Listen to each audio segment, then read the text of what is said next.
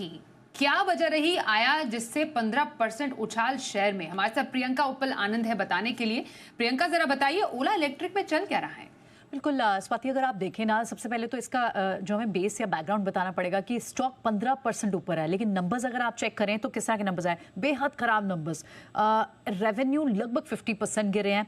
आप अगर इनकी डिफरेंट वर्टिकल्स की बात करें, ऑटो सेगमेंट वहां पर इन्हें 261 करोड़ का लॉस हुआ है, सेल सेगमेंट का भी लॉस बढ़ा हुआ है। लेकिन क्या वजह है कि ओला इलेक्ट्रिक में इतने खराब नंबर्स आने के बाद बाजार को एक्साइटमेंट किस बात की है?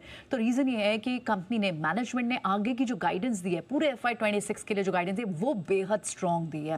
इनफैक्ट उनका कहना है, क्योंकि ये नंबर्स तो लास्ट फर्स्ट क्वार्टर के हैं, लेकिन इस महीने से ही अब कंपनी एबिटा पॉजिटिव हो गई है, यानी अब जो नेक्स्ट क्वार्टर में जो नंबर्स रिफ्लेक्ट करेंगी कंपनी, उसमें ये एबिटा पॉजिटिव होने की बात रिफ्लेक्ट होगी। ये फॉरवर्ड लुकिंग गाइडेंस बाजार को पसंद आई। ना सिर्फ एबिटा पॉजिटिव की बात की, बल्कि उन्होंने कहा कि FY26 के एंड तक तो कंपनी फ्री कैश फ्लो भी जनरेट कर देगी। एडिशनली और जो डिटेल्स उन्होंने अपनी गाइडेंस के साथ अटैच की, उसमें उन्होंने ये भी बात की कि आगे चल के FY26 के लिए जो उनका स्ट्रॉन्ग वॉल्यूम की भी गाइडेंस कंपनी ने दी, लगभग 3,25,000 से 3,75,000 तक की व्हीकल की गाइडेंस, वॉल्यूम की गाइडेंस दी।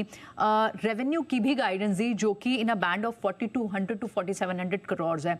तो बाजार को बहुत हद तक यही पसंद आया जो उन्होंने आउटलुक आगे का शेयर किया है, उस पर ही आज आप तेजी देख रहे हैं। बहुत बहुत स्ट्रॉन्ग वैल्यू जोन में भी अब इसे एक्सपर्ट्स कहीं ना कहीं मान रहे थे। और एक और चीज उन्होंने बोली कि वो ये नहीं देखते कि कोई major one time warranty provision आगे चल के उनको देखने का मिला। इनफैक्ट मैनेजमेंट ने ये भी कहा कि वो डेवलप कर रहे हैं rare earth free motors also. तो ये कुछ चीजें थी। फॉरवर्ड लुकिंग स्टेटमेंट बहुत स्ट्रॉन्ग दिखी, गाइडेंस बहुत स्ट्रॉन्ग दिखी। रेयर अर्थ मोटर्स की जिस पर उन्होंने एक डेवलपमेंट को भी अपडेट लेकर अपडेट दिया, वो बाजार को पसंद आया कि आज हम स्टॉक में इतनी जबरदस्त तेजी देख रहे हैं।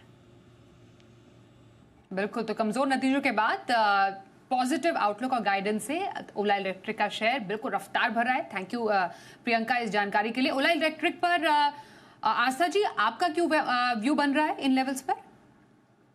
जी बिल्कुल, आज बहुत बहुत स्ट्रॉन्ग तेजी आई है। इनफैक्ट ये जो तेजी आई है, इसने इसके 2-3 मूविंग एवरेजेस को ब्रेक किया है, जिसमें कि 10 और 20 डेज तो इजीली ब्रेक हुए हैं। तो अभी जिस हिसाब से ये तेजी आई है, on the basis of management guidance है, तो मेरे हिसाब से होल्ड करना चाहिए। नई खरीदारी अभी के सत्र में ना करें, क्योंकि आज बहुत ज्यादा तेज हो गया, तो इन लेवल पे खरीदारी ना करें।